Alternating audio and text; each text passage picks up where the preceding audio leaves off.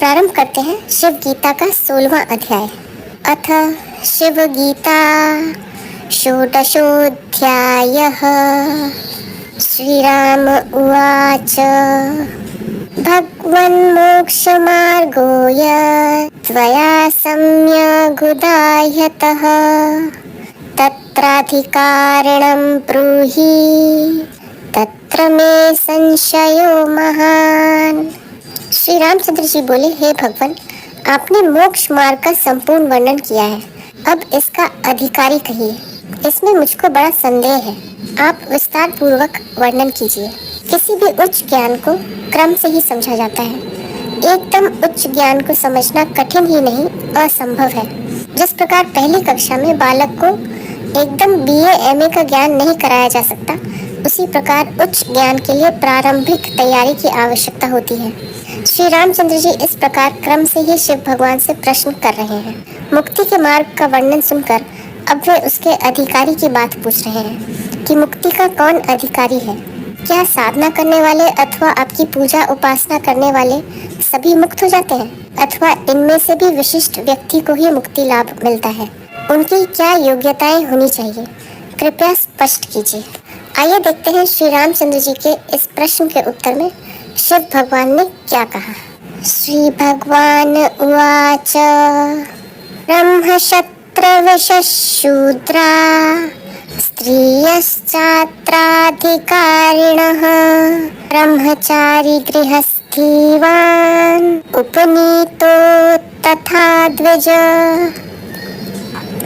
श्री शिव भगवान बोले, हे राम, ब्राह्मण, क्षत्रिय, वैश्य, शूद्र, स्त्री, ब्रह्मचारी, गृहस्थ तथा बिना यज्ञोपवीत पहने हुआ ब्राह्मण। शिव भगवान ने श्री रामचंद्र जी के प्रश्न का उत्तर देते हुए कहा कि मुक्ति के सभी अधिकारी हैं, चाहे वह किसी भी वर्ण का व लिंग का हो, ब्रह्मचारी अथवा गृहस्थ हो तथा बिना यज्ञोपवीत पहने वाला ब्राह्मण ही क्यों न हो। वनस्थो व आवनस्थो वा यतिः पाशुपतव्रती बहुनात्र किमुक्तेन यस्य भक्ति शिवार्चने। वानप्रस्थ अथवा अवानप्रस्थ, सन्यासी, पाशुपत व्रत करने वाले इसके अधिकारी हैं, जिसके अंतःकरण में शिव जी के पूजन की प्रबल भक्ति हो। मुक्ति की साधना में कोई रुकावट नहीं है। सभी वर्ण वाले इसके अधिकारी हैं, जिनकी शिव पूजन में भक्ति है तथा पाशुपत व्रत करने वाले स एवात्राधिकारी स्या अनन्य चित्तः कथंचन जडोन्धो बधिरो मुको शौचक कर्म वर्जितः। वही इसमें अधिकारी है, और जिसका चित्त दूसरी ओर लगा हुआ है वह इसमें अधिकारी नहीं, तथा मूर्ख, अंधे, बहरे, मूक, शौचाचार रहित, विहित कर्मों से रहित। शिव जी कह रहे हैं कि उपर्युक्त सभी मुक्ति के अधिकारी हैं, किंतु जो मूर्ख है, बहरा व गूंगा है, जिसकी शिव भक्ति में श्रद्धा ही नहीं है, वह अन्य किसी में अपना चित्त लगाए हुए है, अर्थात भोगों में ही जो रुचि लेता है, अंधा है, जो शौच का पालन नहीं करता तथा जो विहित कर्म, स्नान, संध्या आदि नहीं करता, वह इसका अधिकारी नहीं है। अयज्ञोपहासका भक्ता भूतिरुद्राक्षधारिणः लिंगिनो यश्च वा द्वेष्टि तेनैवात्राधिकारिणः। यज्ञों का उपहास करने वाले, भक्तिहीन, विभूति रुद्राक्षधारी तथा पाशुपत व्रत वालों से द्वेष करने वाले, चिन्हधारी, इनमें से किसी का भी इस शास्त्र में अधिकार नहीं है। शिव भगवान कह रहे हैं कि जो ज्ञानियों का उपहास करने वाले हैं, भक्तिहीन है, जो न विभूति लगाते हैं, न रुद्राक्ष धारण करते हैं, न पाशुपत व्रत को धारण करते हैं, तथा ऐसा करने वालों से जो द्वेष करने वाले हैं, जो किसी विशेष चिन्ह को धारण करने वाले हैं, जिनका मुक्ति में विश्वास ही नहीं है, ऐसे व्यक्ति मुक्ति की साधना के अधिकारी नहीं है। यो मां गुरु पाशुपत व्रतं द्वेष्टि धराधिप विशृंबा समुच्चेत जन्मकोटिशतैरपि अनेक कर्म सक्तोऽपि शिवज्ञानविवर्जितः शिवभक्तिविहीनश्च संसारी नैव मुच्यते। जो मुझसे, ब्रह्म के उपदेश करने वाले गुरु से, पाशुपत व्रत के धारण करने वालों से और विष्णु से द्वेष करता है, उसका करोड़ जन्मों में भी उद्धार नहीं होता। और चाहे अनेक प्रकार के कर्मों से तत्पर हो और शिव ज्ञान से रहित हो, तो शिव की भक्ति न होने से वह संसार से मुक्त नहीं हो सकता। भगवान शिव कहते हैं कि जो विष्णु के उपासक हैं, वे यदि मेरी निंदा करें व द्वेष करें तथा मेरे उपासक विष्णु से द्वेष करें, तो उनका कभी उद्धार नहीं हो सकता, क्योंकि दोनों एक ही ब्रह्म के दो रूप मात्र हैं। मात्र पूजा विधि की भिन्नता के कारण दोनों भिन्न नहीं हो जाते।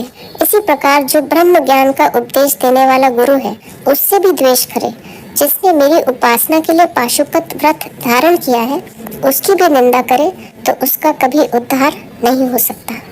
आसक्ता फलरागेन ये त्ववैदिक कर्मणि दृष्टमात्र फलास्ते तु न मुक्ता विधिकारिणः।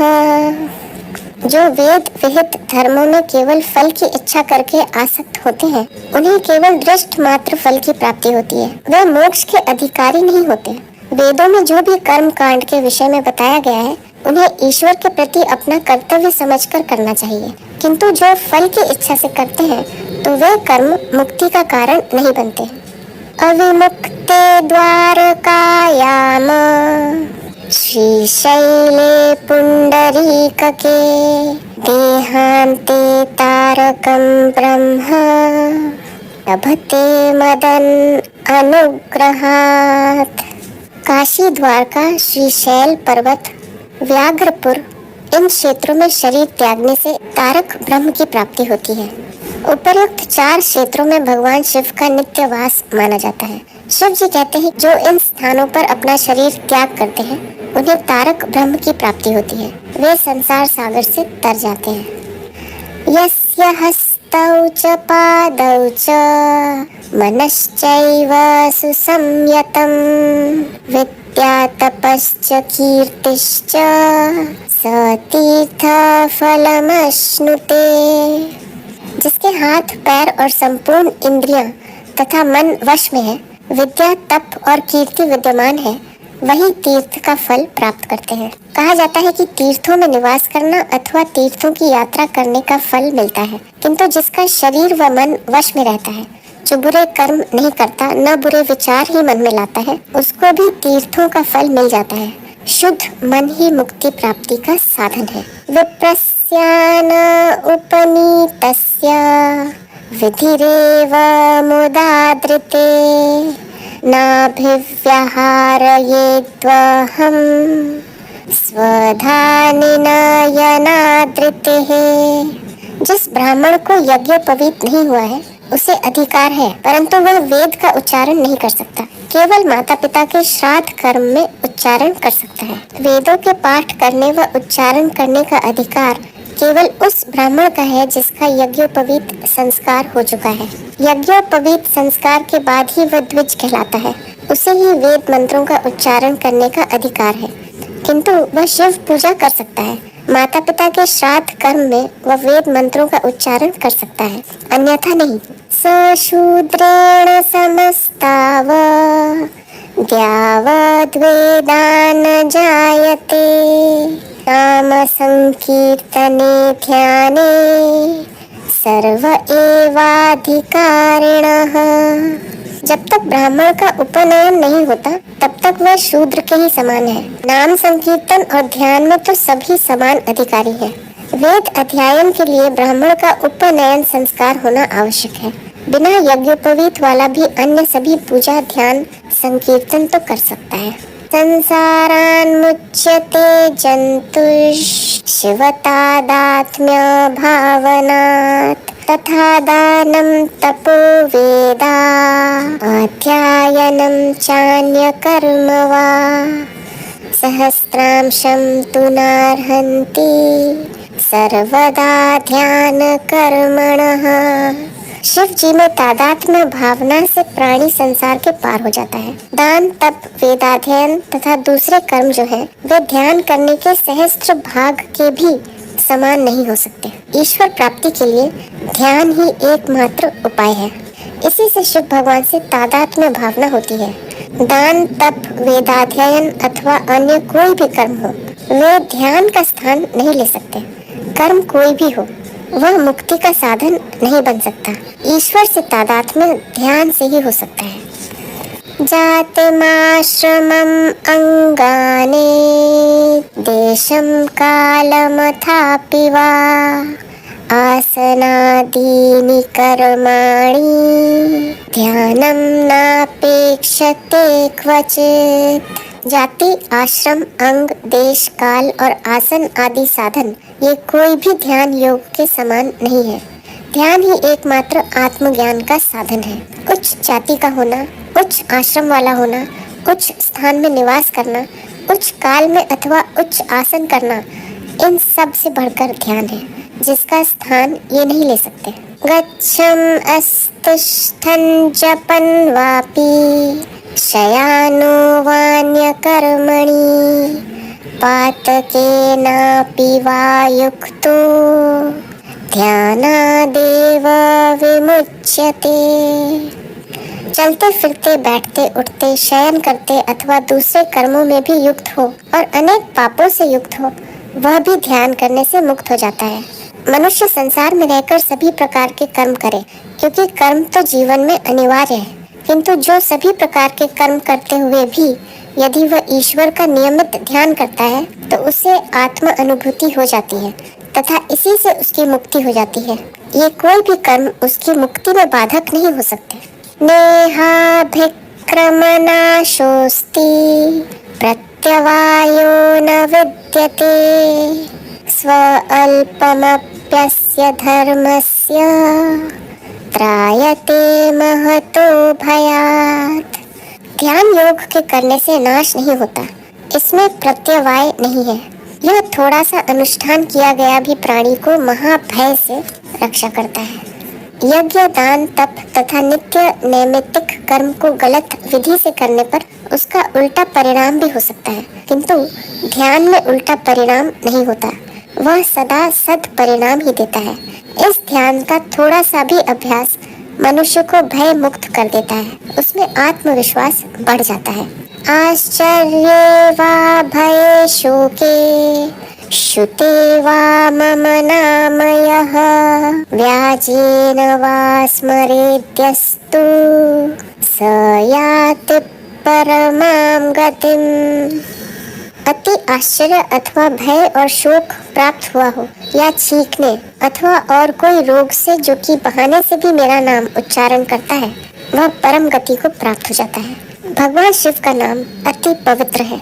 जो कोई किसी भी बहाने से शिव के नाम का स्मरण करता है, उसका अंतःकरण शुद्ध हो जाता है, जिससे वह परम गति को प्राप्त हो जाता है। ईश्वर के नित्य स्मरण से ही मनुष्य सभी पापों से मुक्त हो जाता है। महापापैरपि स्पृष्टो देहान्ते यस्तु मां स्मरेत् पंचाक्षरीं वोच्चारति स मुक्तो नात्र संशयः। महापापी भी यदि देहांत के समय मेरा स्मरण करे तो इस पंच अक्षरी विद्या का उच्चारण करे तो निसंदेह उसकी मुक्ति हो जाती है। शिव भगवान कहते हैं कि यदि कोई महापापी भी हो और मृत्यु के समय यदि वह पंच अक्षरी विद्या नमः शिवाय का उच्चारण करे तो वह भी मुक्त हो जाता है, तो इसमें कोई संदेह नहीं है। विश्वं शिवमयं यस्तु पश्यत्यात्मानमात्मना तस्य क्षेत्रेषु तीर्थेषु किं कार्यं वान्यकर्मसु। जो अपनी आत्मा से ही आत्मा को देखते हैं, सब संसार को शिव रूप देखते हैं, उनको क्षेत्र, तीर्थ व दूसरे कर्मों के करने का क्या लाभ है। जिस व्यक्ति को ज्ञान हो गया है कि यह समस्त सृष्टि ब्रह्ममय है तथा सभी में एक ही आत्मा विद्यमान है, वह सभी को आत्म स्वरूप ही देखता है। इसी से वह किसी से घृणा नहीं करता, वह सभी को शिव रूप ही देखता है। वही ज्ञानी महात्मा है। उसके लिए अन्य किसी कर्म व साधना की कोई आवश्यकता ही नहीं है, वह मुक्त ही है। सर्वेण सर्वदा कार्यम धृतिरुद्राक्ष धारणम नित्यं शिवं शिवोक्तेन शिव भक्तिमाभीप्सता। विभूति और रुद्राक्ष सदा सबको धारण करना चाहिए। शिव भक्ति करने वाले योगी हो अथवा न हो, सब रुद्राक्ष धारण करें जिन्हें शिव भक्ति प्राप्त होने की इच्छा हो। ईश्वर तो एक है, किंतु वह कई रूपों में प्रकट हुए हैं जिन्हें देवगण कहते हैं। भगवान शिव भी एक महादेव है। जो शिव को ही ईश्वर रूप मानकर उनकी भक्ति करना चाहे, उन्हें उनके विधि विधान को स्वीकार कर पूजा आराधना करनी चाहिए, जिससे वे प्रसन्न होकर इच्छादित फल देते हैं। शिव भगवान कहते हैं कि जो मुझे ईश्वर मानकर मेरी भक्ति करना चाहे, उन्हें विभूति और रुद्राक्ष अवश्य धारण करना चाहिए। जिस देवता की उपासना करनी हो, उसके विधि विधान को स्वीकार करना आवश्यक है। नर्य भस्म समायुक्तो रुद्राक्षान्यस्तु धारयेत् महापापैरपि स्पृष्टो मुच्यते नात्र संशयः। जो अग्निहोत्र की भस्म और रुद्राक्ष को धारण करता है, वह महापापी हो तो भी निस्संदेह मुक्त हो जाता है। शिव भगवान कहते हैं कि जो मेरी प्रिय वस्तु रुद्राक्ष और भस्म को धारण करता है, उस पर मैं प्रसन्न होता हूँ, जिससे मैं महापापी को भी मुक्त कर देता हूँ। अन्यानि शैव कर्माणि करोतु न करोतु वा शिवनाम जपेत्यस्तु सर्वदा मुच्यते तु सः। और शिव उपासना के कर्म करे अथवा न करे, जो केवल शिव का नाम भी जपता है, वह सदा मुक्त स्वरूप है। मुक्ति के लिए नाम स्मरण का अधिक महत्व है। शिव भगवान कहते हैं कि कोई यदि मेरी अन्य उपासना न कर सके और केवल मेरा नाम ही जपता रहे, तो भी वह सांसारिक बंधनों से छूटकर मुक्त हो जाता है।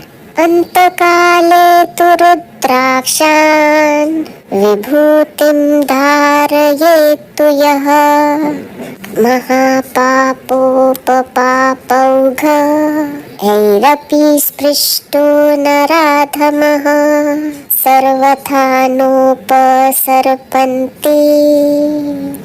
तं जनं यमकिंकिरः।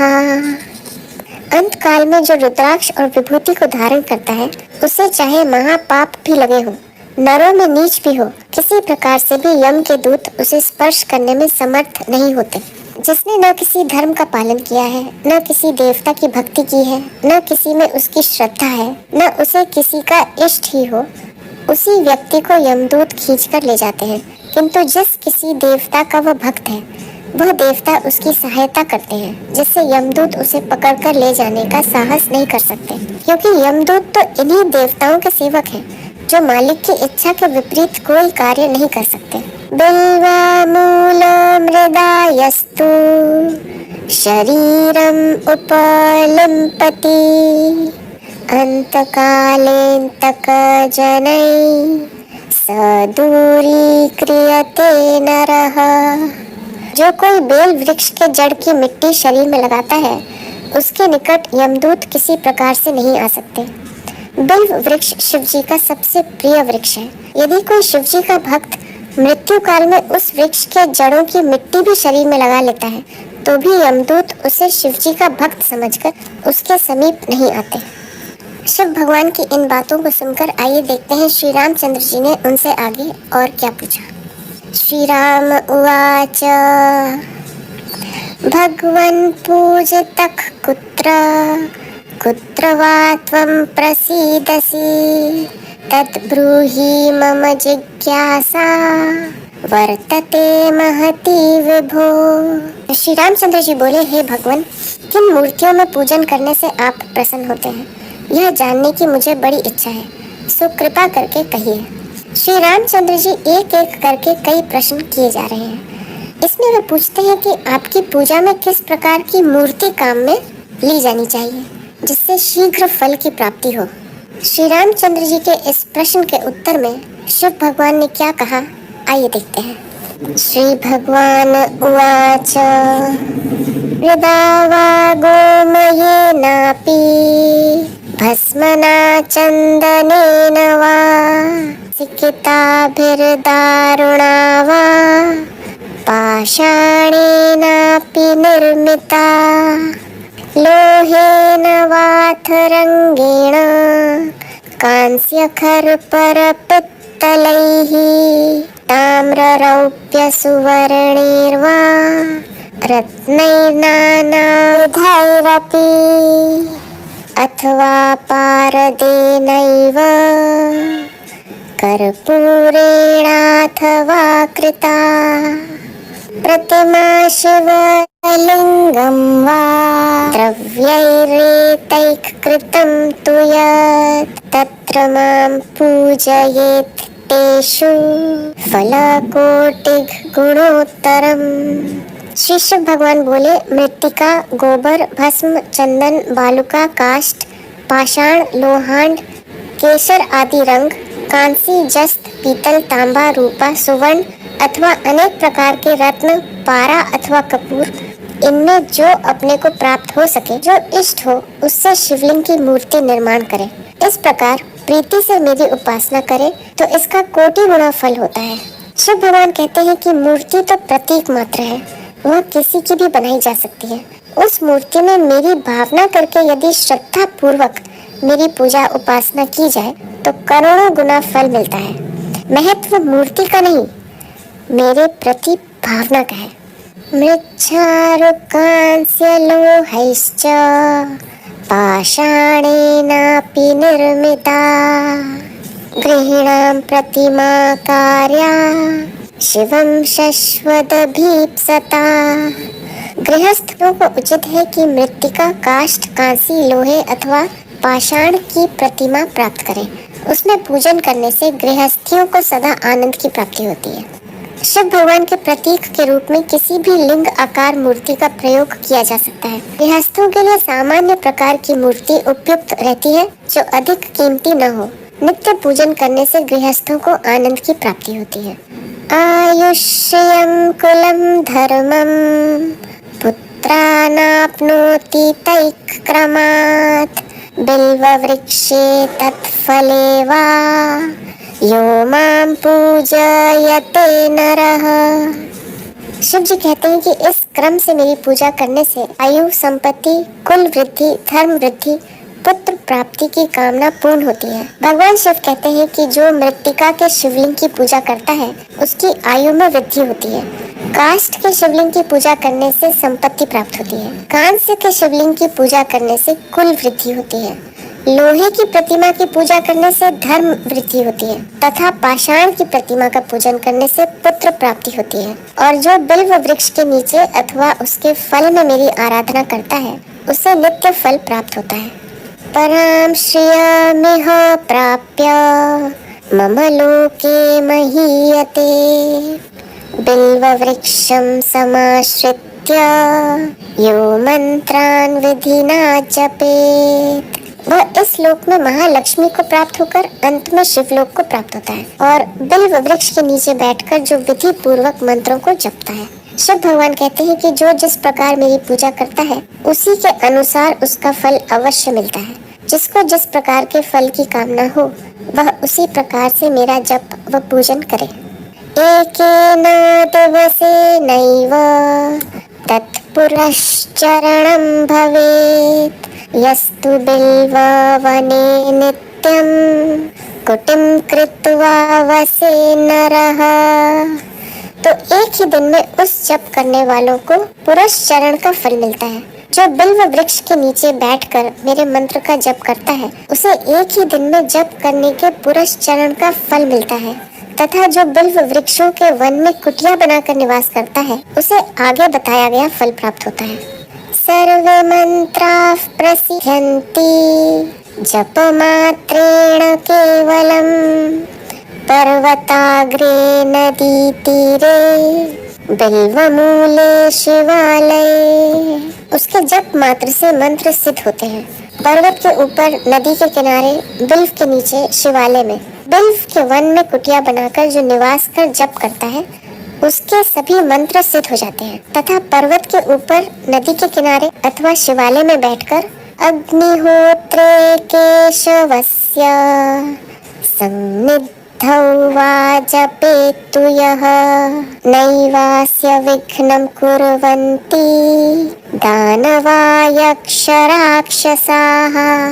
अग्निहोत्र की शाला में विष्णु के मंदिरों में जो मंत्र का जप करता है, दानव यक्ष राक्षस उसके जप में विघ्न नहीं डाल सकते। शिव भगवान की पूजा मंत्र जाप आदि के लिए जो स्थान बताए गए हैं उनमें बैठकर जप करने से उसी के अनुसार फल की प्राप्ति होती है तथा ये दानव आदि विघ्न नहीं कर सकते। तम न स्पृशन्ति पापानि शिव सायुज्यमृच्छति स्थम दिले वा जले वह्नौ वायावाकाश एव वा गिरौ स्व आत्मनि वायो मां पूजयेत् प्रयतो नरः सकृत्स्नं फलमाप्नोति लवमात्रेण राघव। उसे कोई पाप स्पर्श नहीं कर सकता, वह शिव भगवान की सायुज्य मुक्ति को प्राप्त होता है। पृथ्वी जल अग्नि वायु आकाश पर्वत अथवा अपनी आत्मा में ही जो मनुष्य मेरा पूजन करता है, हे राघव, एक लव मात्र की पूजा करने से उसे संपूर्ण फल प्राप्त होता है। शिव भगवान कहते हैं कि हे राघव, किसी भी स्थान पर बैठकर जो मेरा जप करता है उसे सायुज्य मुक्ति प्राप्त होती है, चाहे वह पूजा एक लव मात्र क्यों न हो। आत्म पूजा समानास्ति पूजा रघुकुलोद्भव मात्स्यायुज्यमवाप्नोति चंडालोप्यात्म पूजया। हे राम, अपनी आत्मा में जो पूजन करता है उसके बराबर दूसरी पूजा नहीं है। आत्मा में पूजन करने वाला चांडाल भी मेरे लोक को प्राप्त होता है। आत्मज्ञान ही ईश्वर प्राप्ति का एकमात्र मार्ग है जो ध्यान से ही प्राप्त होता है, यह किसी भी कर्म से प्राप्त नहीं होता। अतः शिव भगवान कहते हैं कि मूर्ति पूजा करने की अपेक्षा स्वयं की आत्मा का पूजन ही मुक्ति का एकमात्र उपाय है। सर्वान् कामान् वाप्नोति मनुष्यः कम्बलासने कृष्णाजिने भवेन्मुक्ति मोक्षश्री व्यर्घचर्मणि। ऊनी वस्त्र के आसन पर पूजा करने से मनुष्य को सब कामना की प्राप्ति हो जाती है। मृग चर्म के आसन पर पूजा करने से मुक्ति और व्याघ्र चर्म पर पूजा करने से लक्ष्मी की प्राप्ति होती है। ध्यान में बैठते समय आसन पर विशेष ध्यान देना चाहिए। वह आसन ऊनी, मृग चर्म अथवा व्याघ्र चर्म का हो तो श्रेष्ठ है। इन पर बैठकर ध्यान करने के विशेष फल बताए गए हैं। कुशासने भवेत् ज्ञानम् आरोग्यं पत्र निर्मिते पाषाणे दुःखमाप्नोति काष्ठे नानाविधान् गदान्।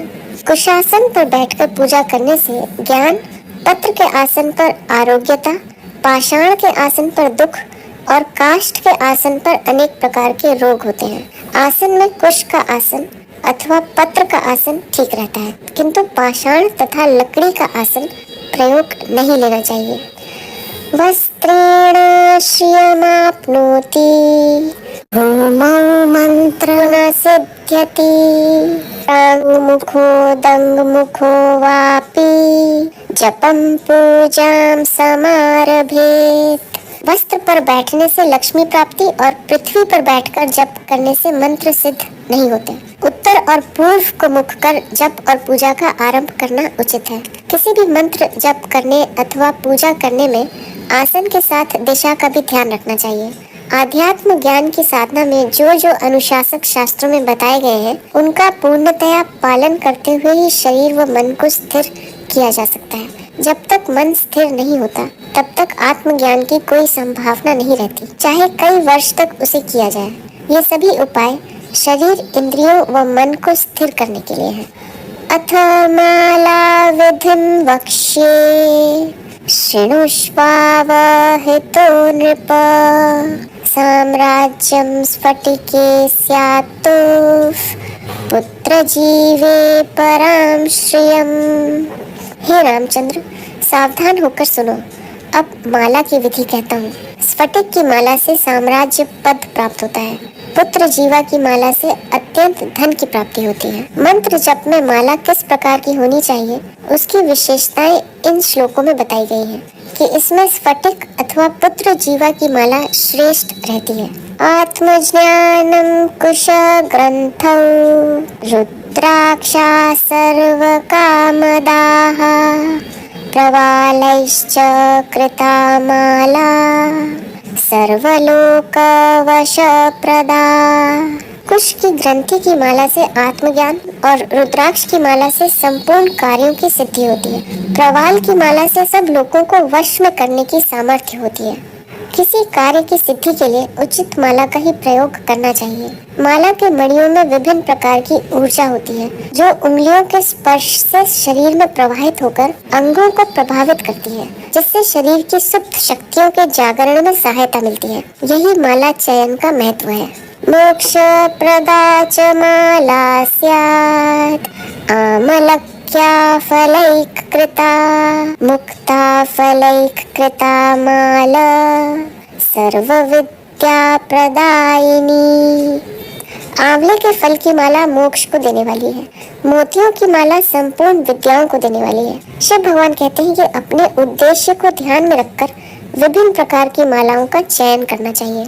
माणिक्य रचिता माला त्रैलोक्य स्त्वशंकरी नीलैर्मरकतैर्वापि कृता शत्रु भयप्रदा।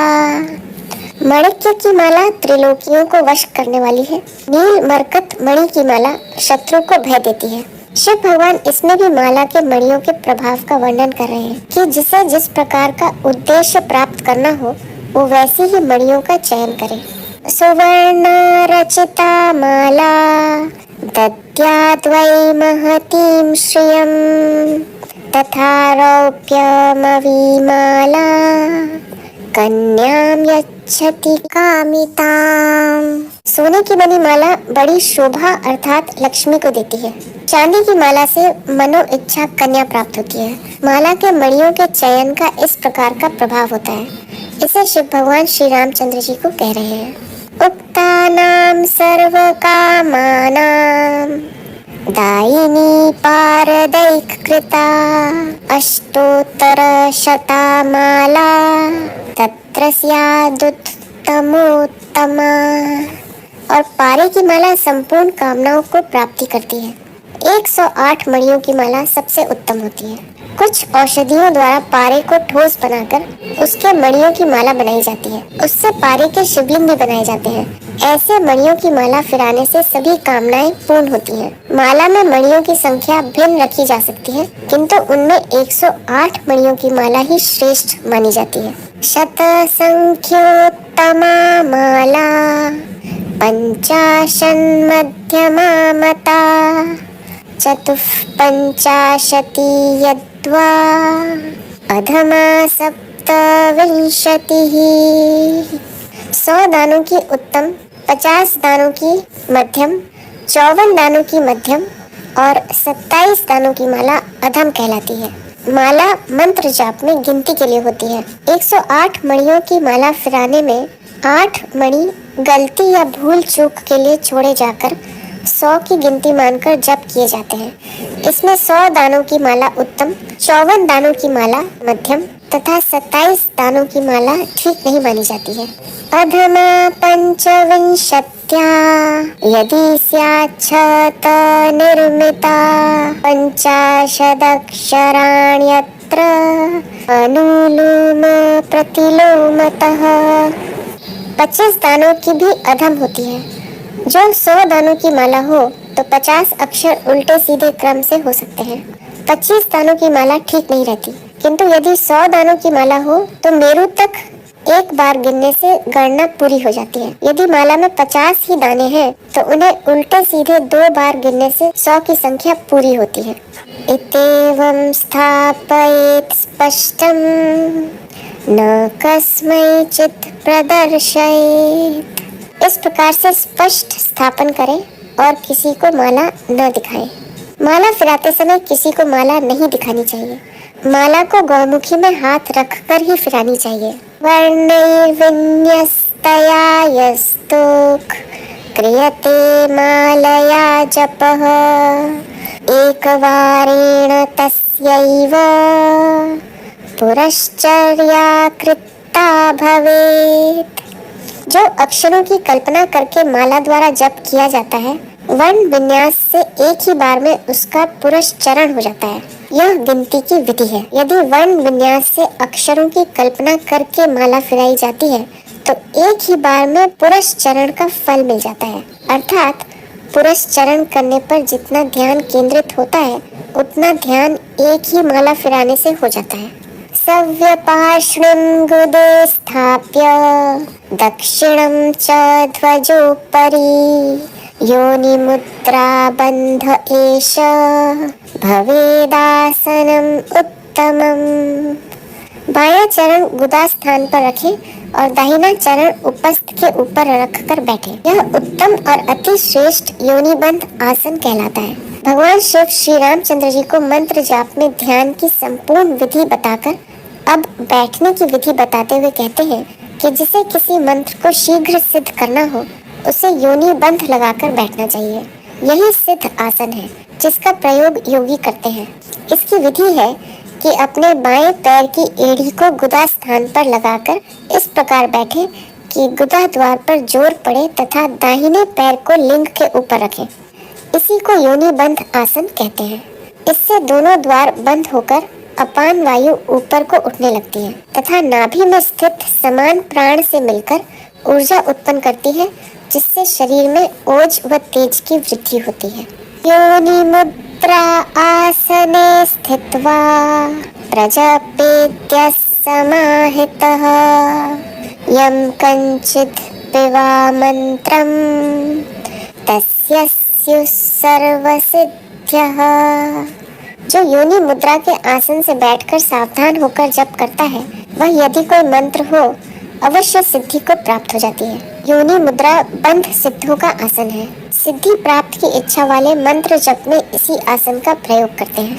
छिन्नारुद्धास्तंभिताश्च मिलिता मूर्छितास्तथा सुप्ता मत्ता हीनवीर्या दग्धा प्रत्यर्थी पक्षगाः।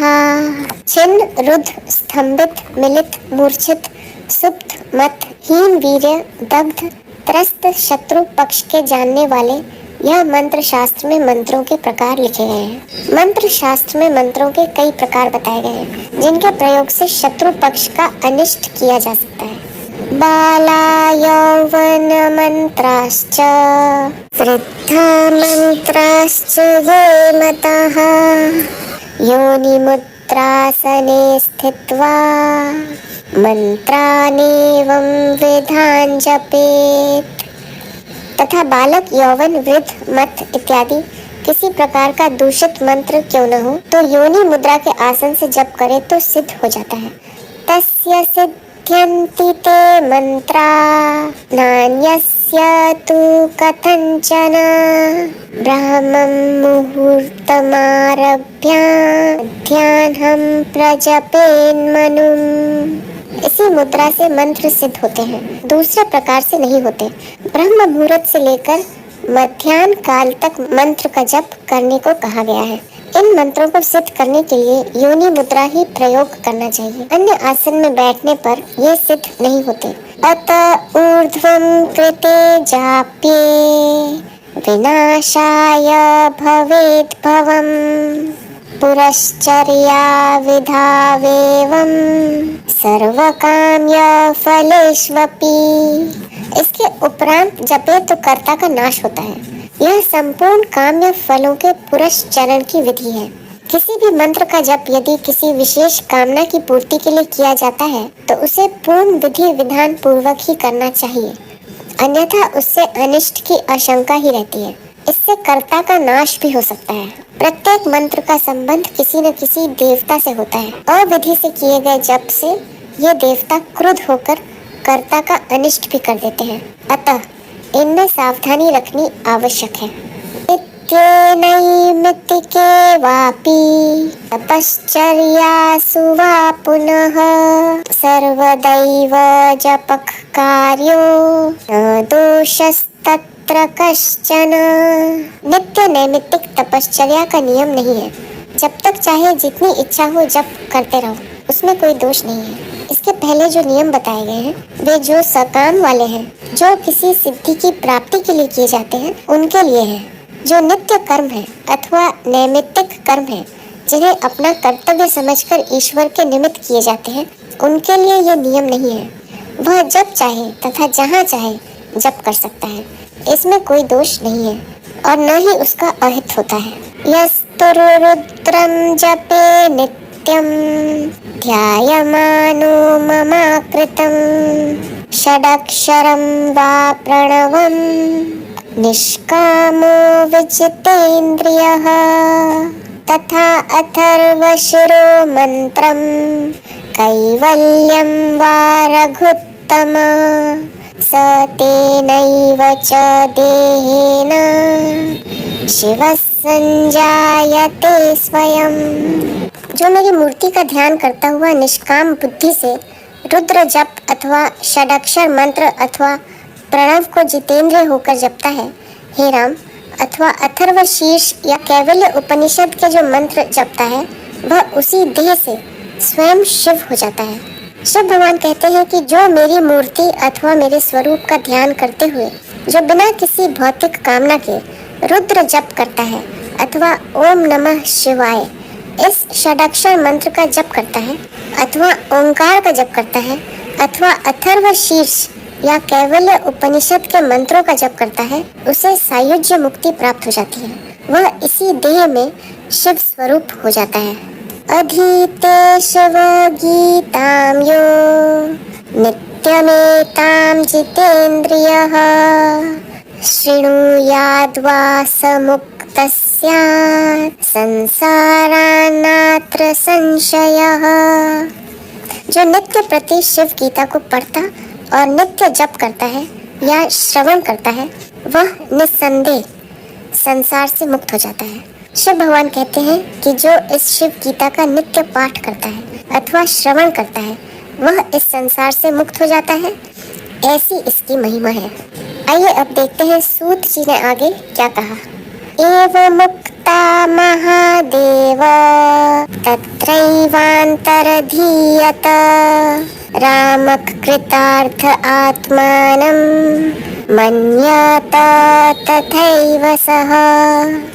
सूत जी बोले, भगवान शिव रामचंद्र जी से इस प्रकार उपदेश कर वहां से अंतर्धान हो गए और आत्मज्ञान के प्राप्त होने से रामचंद्र जी ने भी अपने को कृतार्थ माना।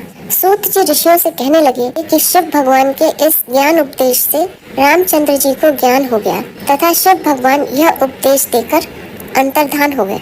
एवं मया सामसेन शिव गीता समीरिता एतां यः प्रजपे नित्यं शृणुयाद्वा समाहितः एकाग्रचित्तो यो मर्त्य तस्य मुक्तिकरे स्थिता अतः शृणुध्वं मुनयो नित्यमेतां समाहिताः।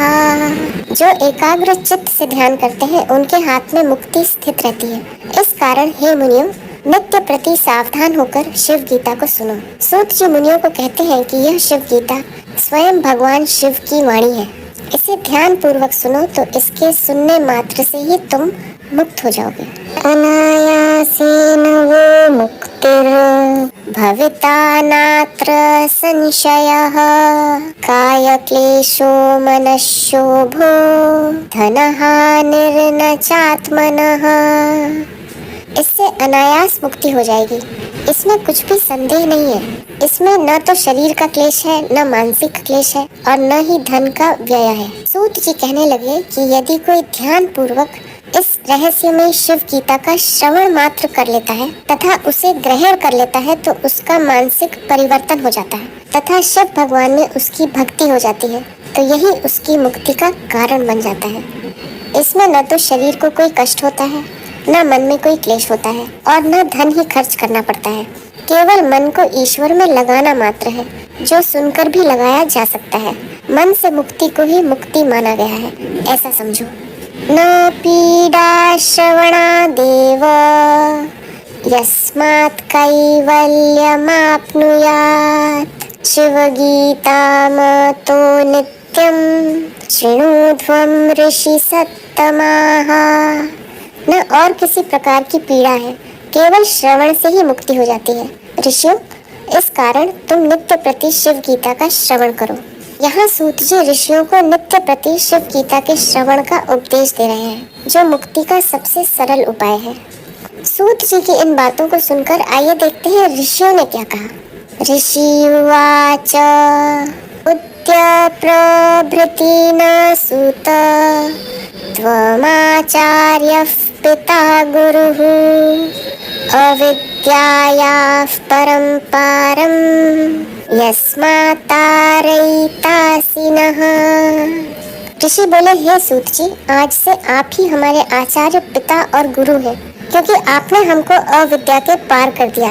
अविद्या का नाश विद्या से ही होता है, अंधकार का नाश प्रकाश से ही होता है। इसी प्रकार अज्ञान का नाश ज्ञान से ही होता है। मनुष्य का अज्ञान ही सभी रोग, शोक, क्लेश आदि दुखों का कारण है। राग, द्वेष, ईर्ष्या, घृणा, निंदा, स्वार्थ, मोह, ममता, आसक्ति आदि मनुष्य के अनेक दुर्गुण अज्ञान की ही उपज है। ज्ञान होने पर ये उसी प्रकार एक साथ लुप्त हो जाते हैं, जैसे सूर्य उदय होने पर अंधकार अपने आप लुप्त हो जाता है, वह विरोध भी नहीं करता। इसी ज्ञान को प्राप्त कर ऋषि कहने लगे, आपके ज्ञान से हमारा अविद्या रूपी अंधकार दूर हो गया है, अतः आप ही हमारे सद्गुरु हैं। उत्पादक ब्रह्मदात्रोर गरीयान् ब्रह्मदः पिता तस्मात् सूतात्मज त्वत्तस् सत्यं नान्योस्ति नो गुरुः। जन्म देने वाले से ब्रह्म ज्ञान देने वाले का गौरव अधिक है। इस कारण हे सूत जी, सत्य ही आपसे अधिक कोई दूसरा गुरु हमारा नहीं है। जन्म देने वाला पिता तो केवल शरीर देता है, किंतु ब्रह्म ज्ञान देने वाला इसे इस संसार से मुक्त कराकर ईश्वर के समीप पहुंचा देता है, अतः उसका गौरव महान है और वही सच्चा गुरु है। इत्युक्त्वा प्रययुः सर्वे सायं सन्ध्यामुपासितुं स्तुवन्तः सूतपुत्रं ते संतुष्टा गोमती तटम। व्यास जी बोले, ऐसा कहकर सभी ऋषि सायं संध्या करने के निमित्त गए और सूत पुत्र की बढ़ाई करते गोमती नदी के समीप ध्यान करते हुए शिव परायण हुए। ज्ञान सूत्र समाप्त हुआ व ऋषिगण सूत जी की प्रशंसा करते हुए संध्या करने चले गए। अथ शिव गीता षोडशोऽध्यायः समाप्तः।